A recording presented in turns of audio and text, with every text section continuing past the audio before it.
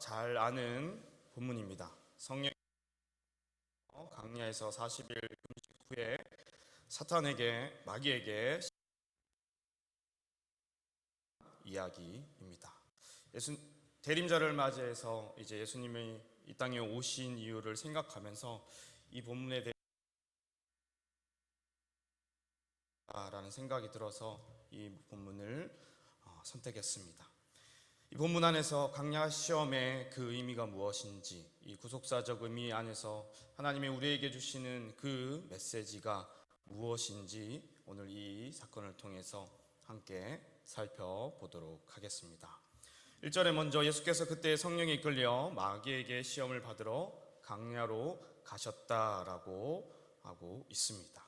그런데 1절에서 주의 깊게 봐야 될 문구가 무엇이냐면 바로 성령에 이끌려 마귀에게 시험을 받으러 갔다라는 구절입니다. 이는 뭔가 이상하다. 성령에게 이끌려 갔다는 표현은 사실 하나님께서 예수님을 인도하셨다라는 뜻입니다.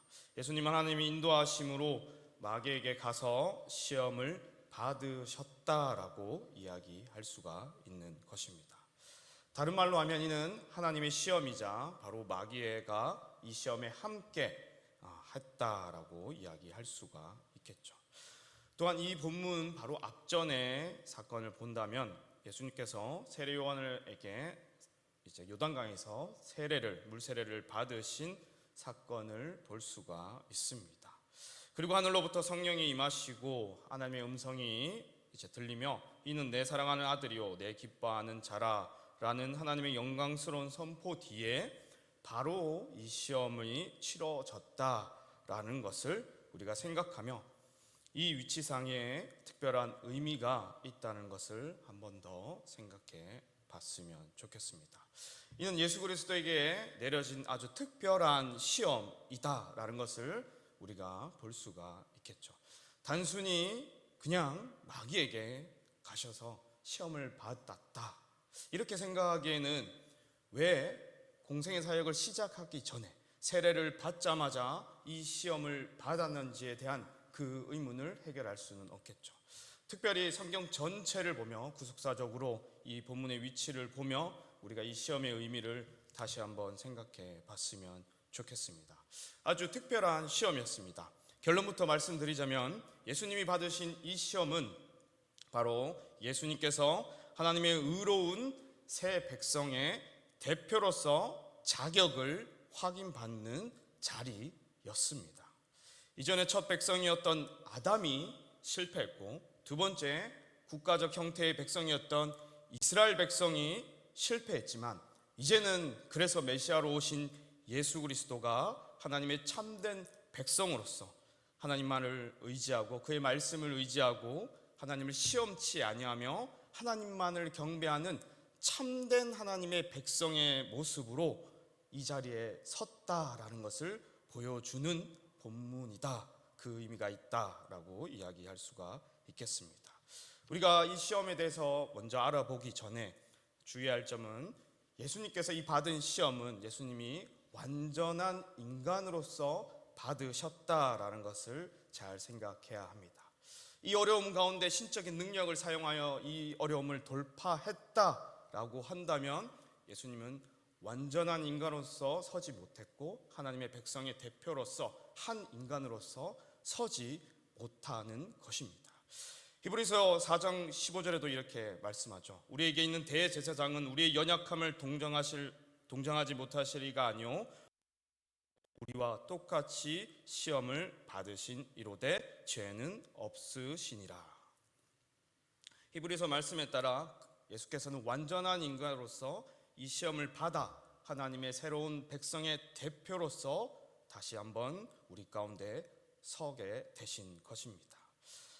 이를 기억하며 먼저 본문을 더 살펴보도록 하겠습니다. 사단이 시험에 들어가서 옛 백성의 대표였던 아담과 이스라엘이 사단의 시험에서 어떻게 그들이 실패했는지를 보며 우리 예수 그리스도께서는 어떻게 이 시험을 이겨냈는지 참된 백성의 모습을 드러내셨는지 함께 살펴보도록 하겠습니다.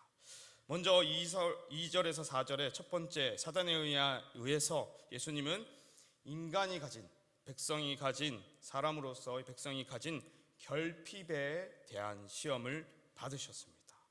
이는 아담이 실패했고 이스라엘도 실패했습니다. 하지만 예수님이 이를 이겨내셨고 하나님의 새 백성의 대표로서 그 모습을 우리에게 보여주셨습니다. 일단 예수님의 상황을 좀 더 살펴보면 좋겠습니다. 예수님은 먼저 광야로 가신 뒤 40일 동안 밤낮으로 금식하셨습니다. 아무것도 드시지 않으셨던 것입니다. 줄이신 상태로 육체적으로 정신적으로 아주 궁핍하며 결핍이 있는 그 상태에서 예수님은 시험을 받으셨다라고 우리는 이해할 수가 있습니다. 마귀가 여기에서 이 상황 가운데서 시험을 하죠. 3절에 내가 만일 하나님의 아들이거든 명하여 이 돌들로 떡덩이가 되게 하라 라는 아주 달콤한 유혹을 하게 됩니다. 내가 하나님의 만약에 아들이라면 지금 당장 너의 능력을 사용하여 이 돌들로 떡덩이가 되게 해서 너의 결핍을 해결해라. 왜 그렇게 비참하게 있느냐라는 말로 시험을 하고 유혹을 했던 것입니다. 이 결핍의 비참함을 해결할 능력이 있으셨지만 예수님은 참으셨습니다. 인간으로서 가진 당연한 배고픔을 해결하라고 했지만 예수님은 이를 참으셨습니다. 그 유혹에 넘어가지 아니하고 돌들을 떡덩이로 변화시키지 아니하며 옛 아담과 이스라엘이 실패했던 결핍의 문제를 예수님은 이겨내셨습니다. 아담이 어떻게 실패했냐면 아담도 결핍의 유혹에 넘어갔죠. 뱀의 유혹의 첫 시작에서 그의 질문을 보면 알 수가 있습니다. 창세기 3장 1절에 뱀이 이렇게 얘기하죠. 하나님이 참으로 너에게 동산 모든 나무의 열매를 먹지 말라 하시더냐라고 사단이 유혹을 했습니다. 이 질문은 마치 하나님이 아담과 하와에게 모든 것을 주시지 않는 것처럼, 지금 당장 모든 것을 가진 존재가 아닌 것처럼, 부족한 것처럼, 결핍이 있는 자처럼 유혹을 한 멘트였습니다. 결핍이 있고 제한된 존재다 이렇게 이야기한 것이죠. 그렇게 유혹을 해서 사단이 자신의 말을 듣도록, 이들이 자신의 말을 듣도록 유혹을 한 것입니다. 거기에 대해서 하와가 대답을 했는데 결핍의 의심의 말을 이제 하게 됩니다. 하나님이 선악과를 만지지 말라는 명령을 하신 적이 없는데 앞부분에 보면 하와는 이렇게 얘기하죠. 하나님이 손도 대지 말라라고 했다라고 더 얘기합니다. 먹지 말라고 했죠. 먹으면 정령 죽으리라고 얘기했는데 거기에 추가로 손도 대지 말고 먹으면 죽는다라고 하며 하나님이 마치 인색한 하나님인 것처럼, 모든 것을 주시지 않는 것처럼, 결핍이 있는 자처럼 아담과 하와를 느끼게 했고 거기에 수긍하며 이제 넘어가기 시작했던 것입니다. 자신이 부족한 존재라고 오해하여 사단의 게임에 넘어간 것이죠. 이스라엘도 똑같이 실패했습니다. 출애굽하여 광야에 있던 이스라엘 백성들도 이 결핍을 이겨내지 못했죠. 그들은 광야에서 완전히 굶주림을 당한 것이 아님에도 불구하고, 완전한 결핍이 있는 것이 아님에도 불구하고 먼저 염려하여 출애굽을 하게 하신 하나님과 그 모세를 원망하며 오히려 애굽으로 돌아가기를 원했습니다. 출애굽기 16장 3절에 백성들이 이렇게 얘기하죠. 이스라엘 자손이 그들에게 이르되 우리가 애굽 땅에서 고기 가마 곁에 앉아 있던 때와 떡을 배불리 먹던 때에 여호와의 손에 죽었더라면 좋았을 것을, 너희가 이 강야로 우리를 인도해 내어 이 온 회중이 줄여 죽게 하는도다 라고 이야기를 하죠. 지금 자신들이 먹고 사는 문제, 곧 그 결핍의 인생에서 가장 중요한 문제를 해결하지 못하자마자, 걱정되자마자 하나님을 원망하기 시작한 것입니다. 그럼에도 불구하고 하나님은 바로 만나와 메추라기의 은혜를 허락하여 주셨죠. 하지만 그들은 실패했죠. 결핍에 원망하고 하나님을 이제 추궁했습니다. 그러나 예수님의 반응은 지금 다르죠. 하나님의 새 백성된 예수님은 완전한 인간으로서 아담과 이스라엘 백성들이 겪었던 그 결핍보다 더 큰 결핍의 비참함을 겪고 계심에도 불구하고 신명기 8장 3절의 말씀으로 사단의 시험을 분명하게 이겨내셨습니다. 신명기 8장 3절에 이렇게 얘기하죠. 예수님이 얘기하신 겁니다. 사람이 떡으로만 살 것이 아니요 하나님의 입으로부터 나오는 모든 말씀으로 살 것이라. 예수님은 참된 하나님의 백성으로서 결핍의 상황에 처할지라도 무엇이 더 본질적으로 맞는 것인지, 결핍을 해결하며 나가는 것이 인생의 가장 중요한 것이 아니라 바로 하나님의 말씀을 쫓아 그 말씀대로 살아가는 것이 더 본질적으로 맞다라는 것을 이야기하시며 바로 이 시험을 이겨내셨습니다. 사람이 인생을 정의할 때 먹고 살기 위해 산다 이런 얘기를 많이 하죠. 아니면 살기 위해 먹는다. 여튼 먹고 사는 문제에 모두가 걸려 있습니다. 그 결핍에 걸려 있어서 우리는 하나님의 말씀에 순종하지 못하는 모습들을 보이죠. 아담도 그랬고 이스라엘도 그랬습니다. 그러나 예수께서는 완전한 인간으로 오셔서 그렇게 사는 것이 아니라 결핍이 있을지라도 주의 말씀에 순종하며 사는 것이 우리 백성의 정체성임을 보여주셨습니다. 그렇게 하나님의 의로운 백성의 새 대표로서 그 참된 모습을 보여주신 것이죠. 두 번째로 5절에서 7절에 사단에 의해 예수 그리스도께서는 인간이 가진 불신에 대한 시험에서 이겨내셨습니다. 아담과 이스라엘은 실패했지만 예수님은 이를 이겨내시고 하나님의 새 백성의 대표로서 모습을 보여주셨습니다. 5절에 보면 마귀가 예수님을 예루살렘에 있는 성전 꼭대기에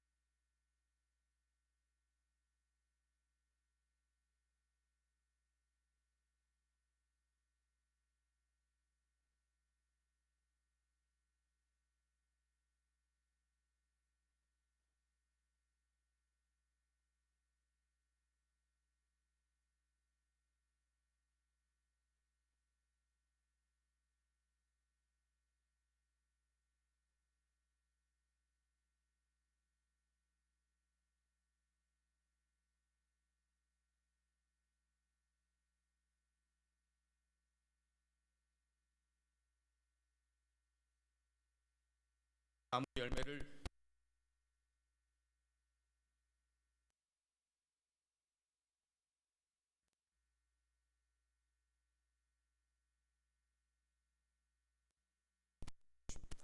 이에 넘어가서 유혹에 넘어가서 먹게 되었죠. 이스라엘도 똑같이 실패했습니다. 하나님이 우리를 보호하시고 이끌어 주시는지에 대해서 계속해서 이스라엘은 불신하며 하나님을 시험했습니다. 마사가 대표적인 사건이었죠. 출애굽기 17장 7절에 마사를 이렇게 모세가 이야기를 했죠. 그가 그곳 이름을 마사 또는 무리바라 불렀으니 이는 이스라엘 자손이 다투었으며 또는 그들이 여호와를 시험하여 이르기를 여호와께서 우리 중에 계신가 안 계신가 하였음이더라. 마사는 하나님이 지금 그들을 인도하시고 보호하시는지 시험했던 곳이었습니다.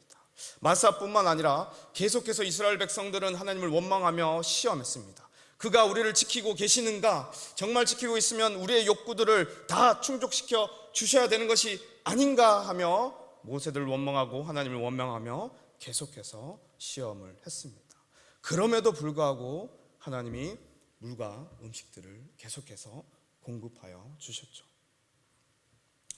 하지만 예수님은 달랐습니다. 7절에 얘기하죠.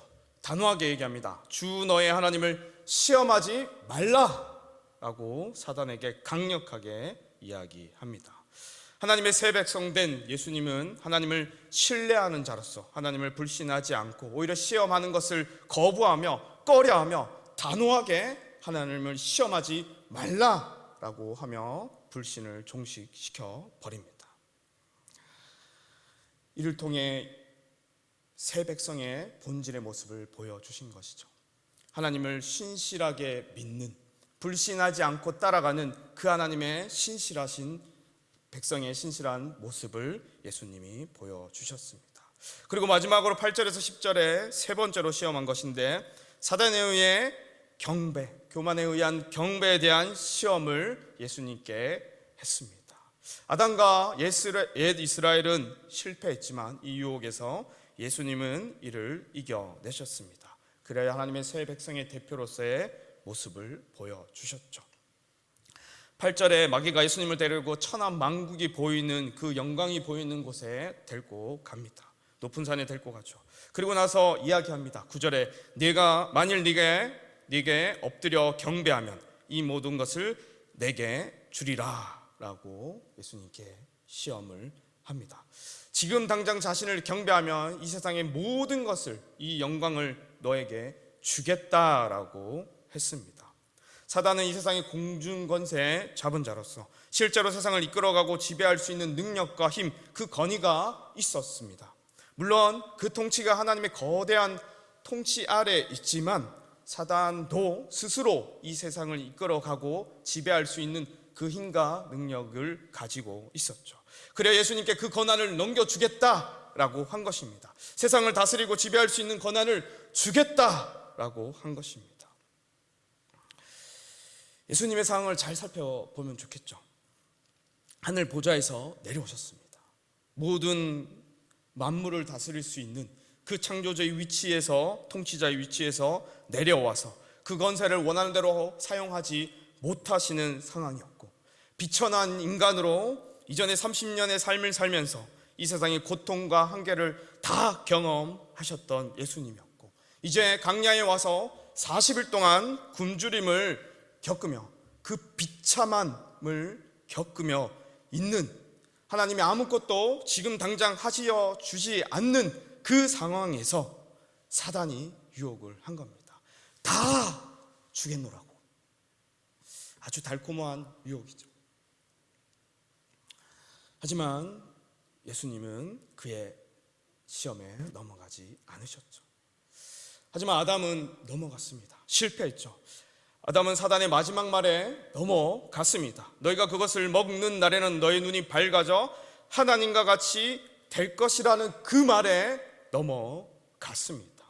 아담과 하와는 하나님과 같이 되고자 그 교만한 마음을 가지고 자신들이 하나님이 되고자 했던 것이죠. 자신들이 경배의 대상이 되고자 했던 것입니다. 하나님을 제외하고 이제는 자신들이 신이 되어 창조주가 되어 하나님과 같이 되어 자신들을 경배하는 그 위치에 올리려고 했던 것입니다.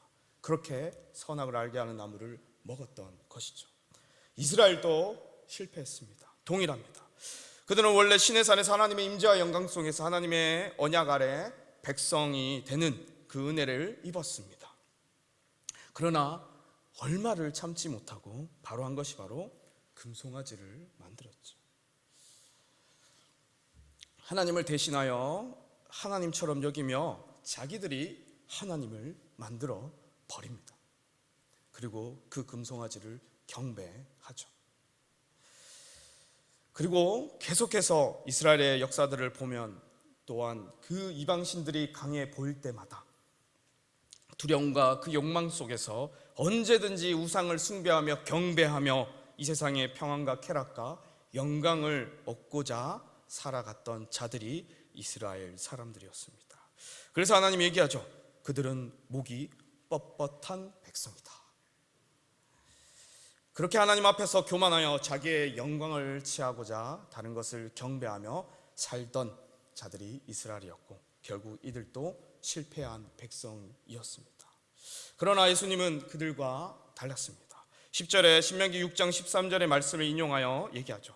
사탄아 물러가라, 기록되었으되 주 너의 하나님께 경배하고 다만 그를 섬기라 하였느니라 라고 단호하게 말씀하셨습니다.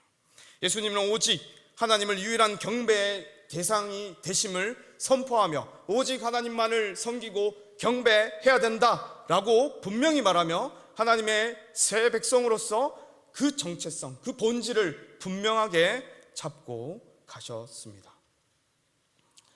이것이 하나님의 백성의 본분이자 하나님의 백성다운 모습인 것이죠. 이렇게 예수님은 사단의 세 가지 유혹의 시험에 다 넘어가지 않으셨습니다. 충분히 결핍되고 불신하고 교만하여 경배할 수 있는, 다른 것을 경배할 수 있는 그 현장에서 예수님은 아담과 같이 하지 않으셨고 옛 이스라엘과 같이 하지 않으셨습니다. 그들은 실패했지만 예수님은 모든 시험을 이겨내셨습니다. 그리하여 예수님이 바로 하나님의 새로운 백성의 대표, 첫 사람이 된 것입니다. 이 예수님의 강야 시험은 인류 역사상 가장 중요한 두 가지 사건 중에 하나입니다. 첫 번째 사건은 에덴 동산에서 아담이 받았던 시험이요, 두 번째는 광야에서 예수님이 받았던 시험입니다. 이 시험의 결과에 따라 인류의 역사는 완전히 뒤바뀌게 된 것이죠. 로마서 5장 19절이 이를 말하고 있습니다. 한 사람이 순종하지 아니함으로 많은 사람이 죄인 된 것 같이 한 사람이 순종하심으로 많은 사람이 의인이 되리라. 또한 예수님의 강야 시험은 세례로 예표되는 홍해 구원 아래에 있던 이스라엘 백성과 또한 대조되는 완전한 모습을 보였습니다. 이스라엘 백성들은 선택받았고 은혜를 누렸음에도 불구하고 40년의 강야 생활 또한 실패했고, 또한 가나안에 들어가서도 계속해서 좋은 모습을 보일 때도 있었지만 대부분 실패하는 모습을 보였습니다. 어찌 보면 이스라엘 나라 전체가, 그 나라의 적체가 실패했다라고 결론되어졌기 때문에 예수 그리스도가 오신 것이죠. 그리고 예수 그리스도가 세례를 받고 바로 이 시험 가운데서 이겨내신 겁니다. 모든 이스라엘이 실패했던 것들을 이제 예수님이 새 이스라엘의 대표가 되어서 모든 시험을 이겨내서 하나님의 백성다운 모습을 보여주신 것이죠. 이것이 바로 강야 시험의 참된 의미다, 구속사적인 의미다, 성경 전체로 바라봤을 때 이 본문의 위치에서 해석할 수 있는 의미다라고 얘기할 수가 있을 것 같습니다. 예수님의 베들레헴 마구간 탄생이 인류 가운데 죄인되었던 백성에게 새로운 희망의 시작의 소리를 알렸다면, 예수님이 받으신 이 강야 시험은 이제 새로운 의로운 백성의 대표가 누구인지를 보여주신 것이고, 예수님의 십자가의 죽으심과 부활하심은 그 새로운 백성의 대표 안에서 이제 모두가 함께 그 백성이 될 수 있는 그 은혜를 누릴 수 있는 그 순간이 된 사건인 것입니다. 우리는 이를 잘 기억했으면 좋겠습니다. 본문을 보며 우리가 항상 생각했던 것들은 예수님을 따라 강야와 같은 우리의 인생길 가운데 예수님처럼 유혹과 시험을 이겨내야 된다라는 것들을 우리가 많이 생각했을 것입니다. 물론 이것도 맞는 얘기입니다. 어찌 보면 그러나 후 순서의 이야기인 것이죠. 모든 복음서에 예수님의 시험을 기록하고 있습니다. 다 위치적으로 공생의 사역을 시작하기 전에 세례를 받으시고 시험을 받고 그 사역을 시작하시죠. 그 의미를 생각해 봤으면 좋겠습니다. 이 사건은 구원 역사의 내러티브 안에서 우리가 이 시험의 가치를 잘 해석했으면 좋겠습니다. 실패한 옛 백성들 가운데 이제 새로운 의로운 백성이 등장하였다라는 것을 우리가 기억했으면 좋겠습니다. 어찌 보면 우리에게 영광스러운 사건이죠. 그리하여 예수님께서 천사들의 수종을 받으신 것입니다. 모든 시험을 이겨낸 하나님의 새 백성, 그 대표가 이제 천사들의 수종을 받으며 영광스럽게 그 사역을 시작하게 된 것입니다. 우리는 이 의미를 잘 먼저 기억했으면 좋겠습니다. 그리고 적용해 보자면 우리 자신을 또한 잘 돌아봤으면 좋겠습니다. 우리도 사실 아담과 같고 옛 이스라엘 백성과 같습니다. 결핍이라는 문제를 우리가 쉽게 해결할 수가 없죠. 그리하여 범죄하는 경우가 대다수입니다. 하나님이 계심에도 불구하고 우리는 적은 결핍에도 스스로 비참함을 느끼고 부정적으로 자신과 세상을 바라보며 살아가는 것이 우리의 모습일 것입니다. 또한 강한 결핍에는 대부분 대항하지 못하고 결핍을 해결하기 위해 세상과 타협하거나 악한 범죄를 저지르는 것이 우리의 모습일 것입니다. 또한 불신의 문제에서도 우리가 쉽게 이겨낼 수가 없죠. 우리도 하나님을 의심하며 매번 시험하며 살아가는 자들입니다. 우리의 상황의 역변성에서 하나님에 대한 믿음이 달라지는 것이 우리의 현실이죠. 믿음에 대한 감정이 매번 달라집니다. 하나님은 우리에게 항상 신실하시지만 우리는 상황에 따라 하나님에게 신실하지 않는 모습을 보이죠. 또한 우리는 교만하여 아니면 다른 것을 경배하며 살아가는 자들입니다. 우리가 마치 대단한 믿음을 가진 것처럼 말하지만 온 세상을 다 주겠다는 그 약속 앞에 우리가 하나님을 대신하여 다른 것을 얼마든지 경배할 수 있는 자들임을 잘 생각해야 될 것입니다. 지금도 표면적으로 드러나지 않지만 의식적으로 못하는 부분일 수도 있겠지만 하나님을 대신하여 우리는 돈과 권력이나 성에 있어서 자신의 만족과 자신을 위해서 자신을 경배하며 하나님보다 더 그것들을 경배하며 살아가는 것이 우리의 모습일 것입니다. 결론적으로 말하면 우리도 실패한 옛 백성에 속한 자들인 것이죠. 아담과 같고 옛 이스라엘 백성과 같이 사단의 시험에서 우리는 이겨낼 수가 없습니다. 하지만 괜찮습니다. 왜? 예수 그리스도가 오셨기 때문입니다. 왜 우리가 이제는 실패하지 않냐 하면은 우리의 노력으로 우리의 행동으로 다시 그 범죄함을 우리가 이겨낼 수 있는 것이 아니라 우리는 믿음으로 말미암아 그리스도 안에 거하기 때문에 우리는 다시 실패하지 않는 백성이 된 것입니다. 그리스도 안에 있다는 것은 우리를 대신하여 우리의 대표 되신 예수 그리스도께서 언제나 하나님 앞에 서 계셔 주기 때문에 우리의 모든 범죄와 부족함을 가려주시기에 우리가 실패하지 않을 수가 있는 것입니다.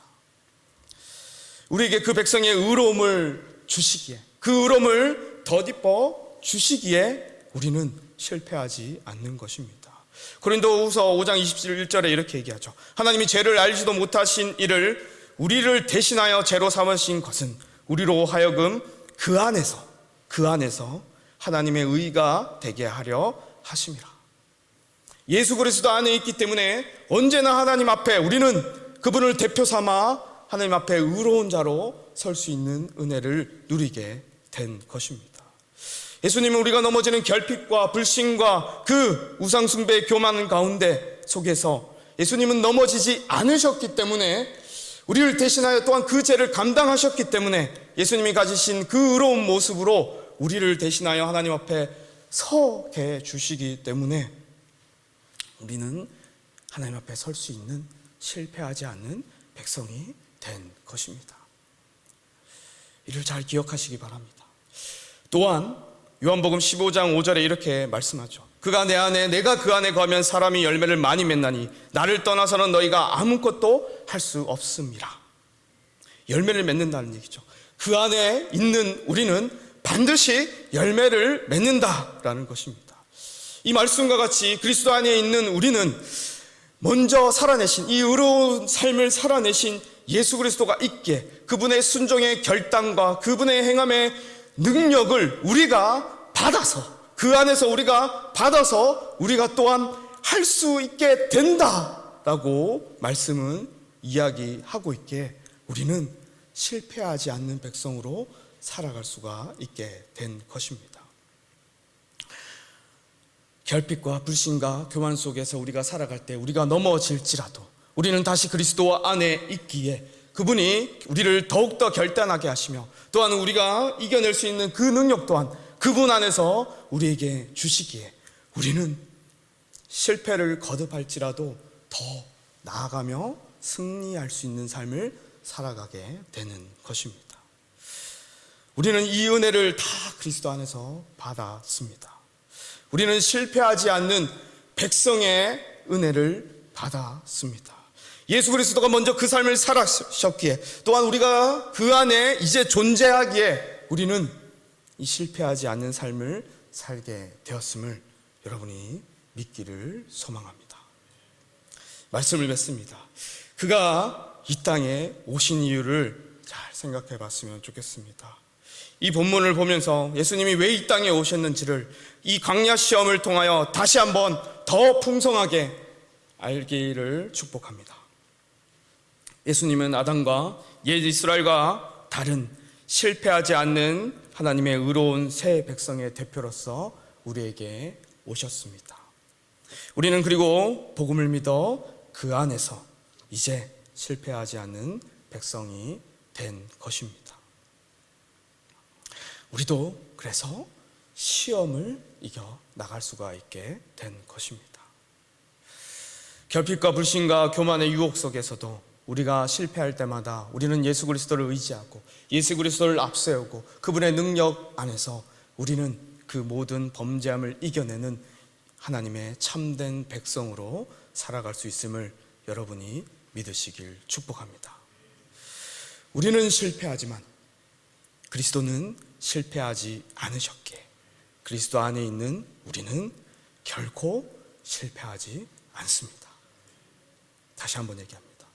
우리는 실패하지만 그리스도는 실패하지 않으셨기에 그래서 그리스도 안에 있는 우리는 결코 실패하지 않는 인생을 살아갈 것입니다. 오늘 이 강야의 시험에 대해서 우리 다시 한번 깊게 묵상하며 이 진리를 붙드시고 가시는 우리 성도님들 되시길 주님의 이름으로 축복합니다. 우리 함께 찬양하고 기도하겠습니다.